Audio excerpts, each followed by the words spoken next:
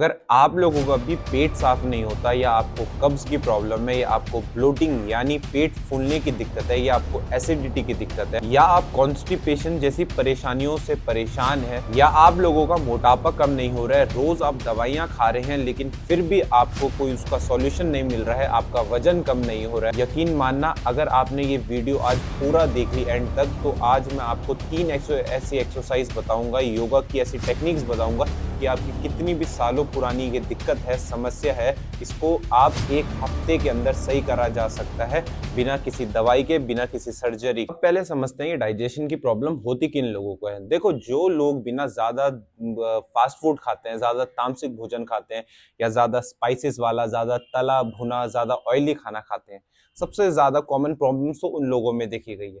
दूसरे वो लोग जो लोग देर रात में डिनर करते हैं, जो लोग देर रात में खाना खाते हो।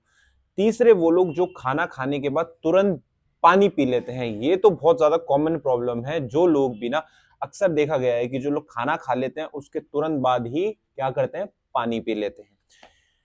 और कुछ लोग बहुत ज्यादा जिनको आदत होती है चाय पीने की, कॉफी पीने की या स्मोकिंग की या अल्कोहल की या बेकरी प्रोडक्ट्स ज्यादा खाने की, यानी मैदा की चीजें या ब्रेड वगैरह, पेस्ट्रीज, पैटीज वगैरह जो बेक्ड प्रोडक्ट्स हैं, ठीक है, वो लोग जो लोग इन चीजों का ज्यादा सेवन करते हैं उनमें भी ऐसी दिक्कतें देखी गई हैं कि उनको गैस, ब्लोटिंग, एसिडिटी वगैरह वगैरह इन सब चीज की दिक्कतें पाई गई। अब इन सब चीजों से आपके शरीर में आपको ऐसे क्या लक्षण दिखते हैं जिससे आपको पता चल सकता है कि आपका डाइजेशन, जो आपका ये डाइजेशन ट्रैक है, ये खराब है।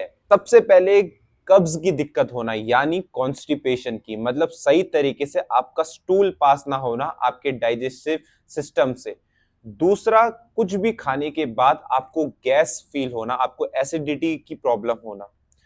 तीसरा, भारीपन लगना अपने शरीर में भी और दिमाग में भी।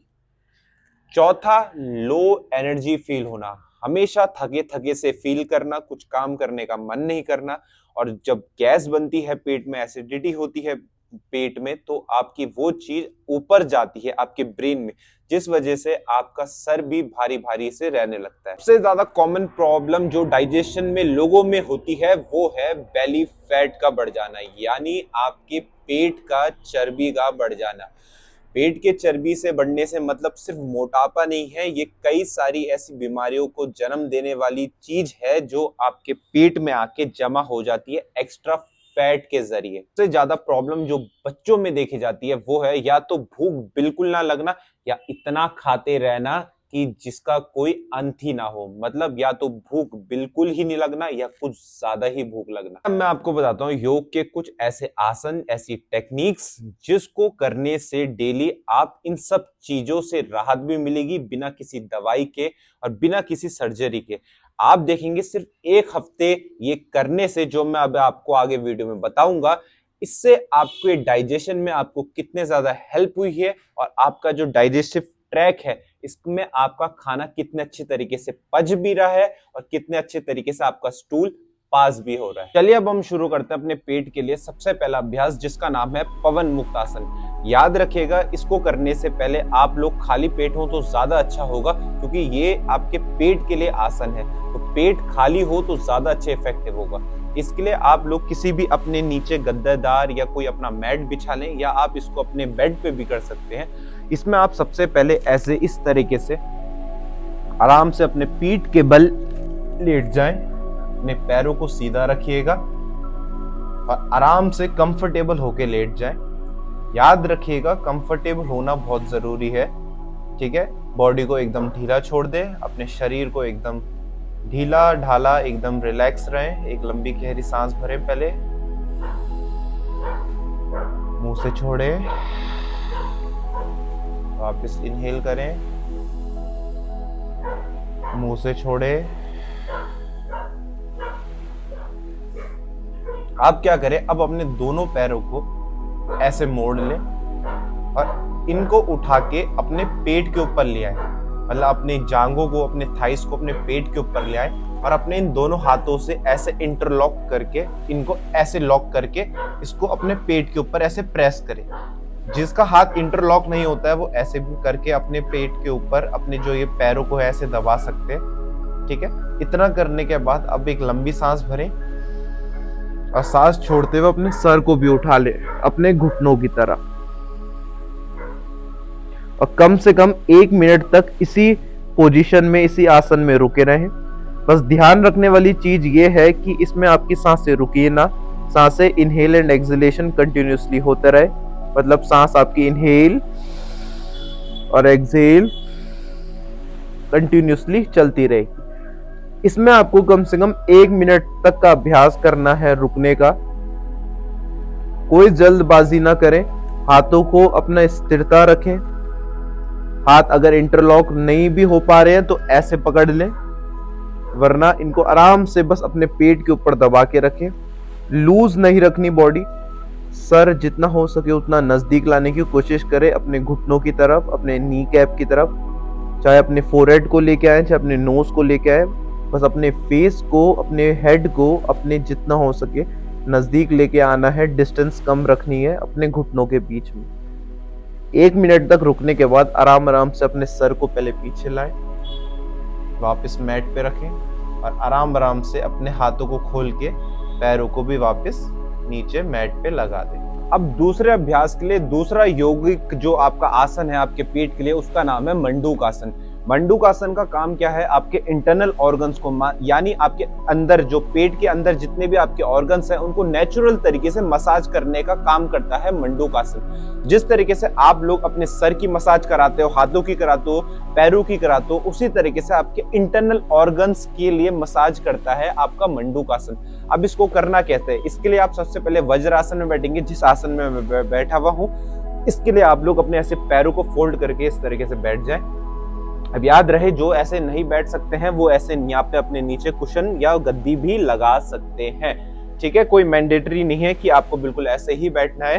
तो ध्यान रहे कि आप लोग अपनी स्पाइन को स्ट्रेट रखें। इसके बाद दोनों हाथों से अपनी रिस्ट बना लें और दोनों रिस्ट को अपने नाभि के बगल में, नाभि को ढकना नहीं है, नाभि के बगल में रख दें। राइट हैंड को राइट तरफ, लेफ्ट हैंड को लेफ्ट तरफ। नाभि के ऊपर नहीं रखना, नाभि के बगल में नहीं रखना, नाभि के हल्का सा नीचे साइड में रखना है।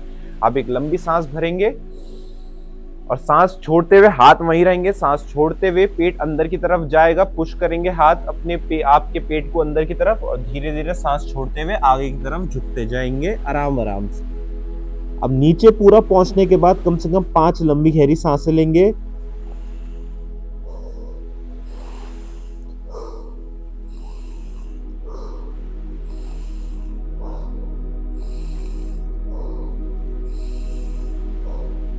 अब जब ऊपर आ रहे हैं तो एक लंबी सांस लेते हुए आएंगे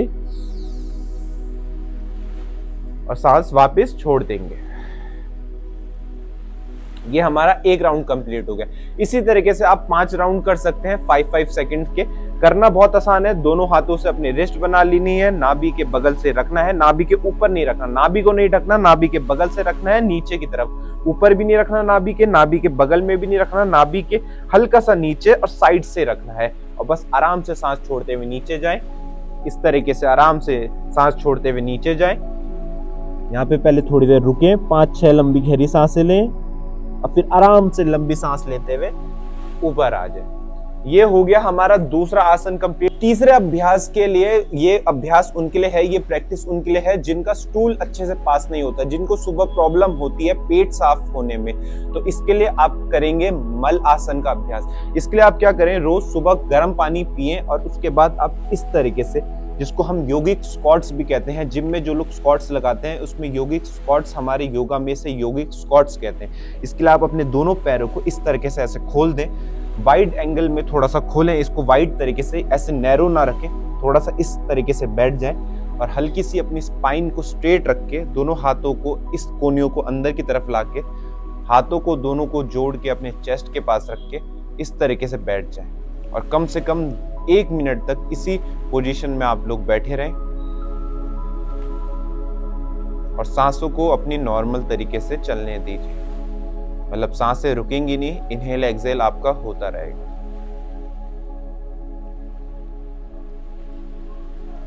ये है हमारा मल आसन।